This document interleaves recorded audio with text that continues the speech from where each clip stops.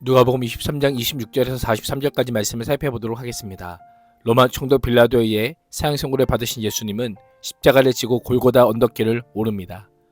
누가는 예수님의 수치와 조롱, 폭력의 시간을 생략하고 십자가의 길에서 소수의 사람들과 그들에게 주신 예수님의 마지막 음성에 귀를 기울입니다. 26절은 구레네 시몬입니다. 당시 십자가 처형을 받는 죄인은 자신이 못 박혀 십자가를 메고 청장까지 가야 했습니다.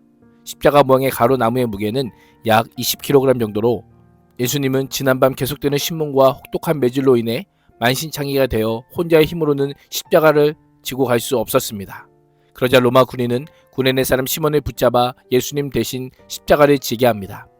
그는 유월절을 지키기 위해 예루살렘을 순례 중인 유대인일 수도 있고 구레네 출신이었지만 팔레스타인에 거주하는 사람이었을 수도 있습니다. 그는 자신의 의지와 무관하게 예수님께서 가시는 십자가의 길에 동반자가 됩니다. 강제로 붙잡혀 십자가를 지고 골고다의 길을 걸어갔지만 후에는 유명한 주의 제자가 되었습니다. 우리가 누구입니까? 우리는 원래 예수와 상관이 없는 자였지만 말로 다 할 수 없는 하나님의 은혜로 예수와 상관이 있는 자요 하나님의 자녀가 된 자들입니다. 우리 또한 억지로가 아닌 기꺼이 자원하여 십자가를 지는 은혜를 누릴 수 있기를 축복합니다. 27절에서 31절은 우는 여인들을 향한 말씀입니다. 모든 사람들이 예수님의 사형을 원했던 것은 아닙니다. 종교 지도자들의 선동에 휩쓸린 사람들만 예수님의 죽음을 원했습니다. 예수님께서 처형장으로 가시는 모습을 본 많은 사람들이 슬피 울며 애통하였습니다. 누가만이 여인들이 가슴을 치고 눈물을 흘렸다라고 기록합니다. 아마도 갈릴리에서부터 예수님의 순례길을 따라온 여인들이었을 것입니다.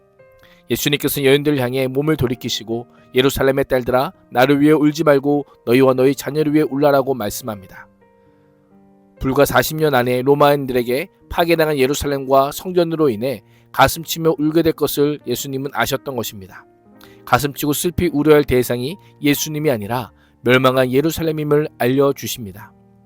심판의 날이 너무 가혹해 잉태하지 못하는 이나 해산하지 못하는 배와 먹이지 못한 젖이 오히려 복이 있다라고 말할 때가 올 것입니다. 예수님은 호세아 선지자의 예언을 인용하여 하나님의 거부한 자들의 비극을 알려주십니다. 산이 무너져 푸른 나무가 멸망당한다면 마른 나무는 말할 것도 없다라는 것입니다. 쉽게 말하면 하나님께 사랑하신 아들인 예수님을 아끼지 아니하시고 십자가에 매달려 죽게 한다면 반역적이고 마음이 완악하여 많은 장작과 같은 유대인을 심판에서 건져주시는 일은 더욱 하시지 않을 것이다 라고 하는 의미입니다.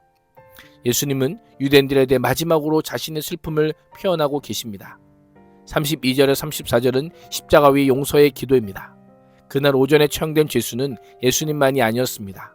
행악자라는 이름에 걸맞은 또 다른 두 사람도 십자가형을 받기 위해 사형장으로 끌려 나왔습니다. 처형장인 해골이라 하는 골고다에 이르자 예수님과 두 행악자를 십자가에 못 박아 달아 올립니다. 십자가형은 죽기 전까지 희생자의 고통을 극대화한 사형법입니다. 십자가 형벌은 죄수의 양팔을 사람의 키보다 약간 큰 나무에 못 박아 고정시켜 매달려 있게 하였습니다. 이렇게 되면 피가 몸의 밑으로 몰리게 되고 혈액순환이 제대로 되지 않아 호흡이 빨라지고 심한 고통을 겪게 됩니다. 더구나 죄수의 죽임을 앞당기기 위해서 십자가에 매달리기 전에 심한 채찍질도 가했습니다. 말로 표현할 수 없는 고통으로 며칠을 보내며 죄수들은 서서히 십자가에서 죽어갔습니다. 십자가 처형 방법 너무 가혹하고 치욕적이어서 로마 사람들에게는 행하지 않았습니다. 유대인들도 나무에 매달린 자는 저주를 받은 자라고 생각했습니다. 그러나 예수 그리스도는 인류의 죄를 대속하기 위해 대신 저주를 받으셨고 십자가의 극한 고통과 수치를 참으셨던 것입니다. 그래서 십자가는 그리스도의 대속과 구속을 상징하는 용어로 사용되었습니다. 하나님의 뜻에 순종하기 위해 기도하셨던 예수님은 이제 자신을 십자가에 못 박는데 부름을 당하는 일들을 위해 아버지 저들을 사하여 주옵소서 자기들이 하는 것을 알지 못함이니이다 라고 기도하십니다. 그들을 위해서 죽음의 길을 가시는 것이지 그들 때문에 돌아가시는 것이 전부가 아니기 때문입니다. 예수님께서 원수를 용서하시고 그들을 위해 기도하시며 그들을 위해 죽으심으로 이것이 곧 하나님의 사랑이요 하나님의 자녀가 된 우리가 마땅히 따라야 할 사랑의 표본임을 알려주십니다. 예수님께서 기도하실 때에 로마 군인들은 관례대로 처형당한 죄수들의 옷을 나눠 가집니다.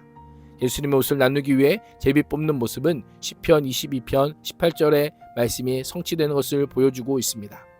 35절에서 38절은 십자가 위와 아래의 모습입니다. 백성들이 모든 과정을 지켜봅니다. 그중 관리들은 예수님을 향해 심한 조롱을 쏟아냅니다.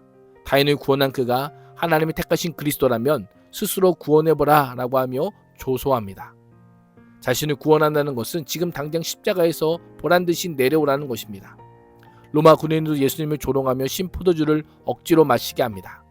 군인들은 예수님께 내가 만일 유대인의 왕이라면 스스로 구원해보라 라고 조롱합니다.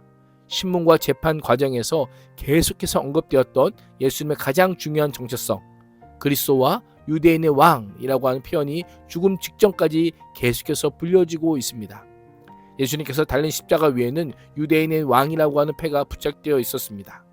제수의 범죄 사실을 적은 이 패는 경고의 의미로 십자가 위에 걸었지만 예수님은 십자가에서 죽으심으로 하나님의 나라를 이 땅에 세우실 뿐 아니라 장차 그 완성의 날에 유대인의 왕을 넘어 온 우주의 왕으로 다시 오실 것임을 알려주고 있습니다. 39절에서 43절은 십자가 위의 두 행악자입니다. 십자가에 달린 죄수 중 하나가 예수님을 모독하며 내가 그리스도가 아니냐 너와 우리를 구원하라고 비아냥거립니다. 끔찍한 고통 속에서 죽어가고 있는 상황에 탄을 향한 저주와 비방을 한다는 것은 매우 아이러니하지만 그런 식으로 애써 죽음의 공포를 외면하고 있는 겁니다. 그때 또 다른 죄수가 그를 꾸짖습니다. 우리는 우리가 저지른 짓이 있으니 마땅히 받을 벌을 받는 것이지만 이분은 잘못한 일이 아무것도 없다라고 한 후에 예수여 당신의 나라에 임하실 때에 나를 기억하소서라고 간구합니다. 죽어가던 죄수의 믿음이 예수님을 따르던 모든 추종자의 믿음보다 더 강력합니다. 제자들은 여전히 예수님을 사랑했지만 그날에 대한 소망이 산산이 부서지고 잡힐까봐 두려워하여 숨고 말았습니다. 그러나 죽어가는 죄수는 오직 홀로 현재의 수치를 넘어 미래의 영광을 바라보는 믿음을 가지고 부르짖고 있습니다. 예수님께서는 그에게 오늘 마지막 숨을 거둔 바로 그날 그 죄수가 나와 함께 낙원에 있을 것이다 라고 선포합니다. 마지막 순간까지 이 땅에 오신 목적대로 잃은 자를 찾아 구원하시는 예수님의 모습을 보게 됩니다. 이를 통해 죄인의 모습은 행위로는 구원을 받을 수 없으며 오직 그리스도에 대한 믿음으로만 구원 얻을 수 있음을 다시금 강력하게 선언합니다. 그렇습니다. 하나님께 돌아오기에 이미 늦은 시간은 없습니다. 생의 마지막 순간에 회개하는 자들도 낙원에서 하나님을 만날 수 있는 것입니다. 오늘이 바로 하나님께서 하나님을 믿을 수 있는 시간을 주신 기회임을 전할 수 있는 복된 인생이 될 수 있기를 주님의 이름으로 축복합니다. 기도하겠습니다. 하나님, 마지막 순간까지 원수를 위해 기도하시며 인생의 가장 어두운 순간에서도 용서하시는 예수님의 사랑을 끝까지 갈망하며 소망하는 삶을 살게 하여 주옵소서. 예수님의 이름으로 기도합니다. 아멘.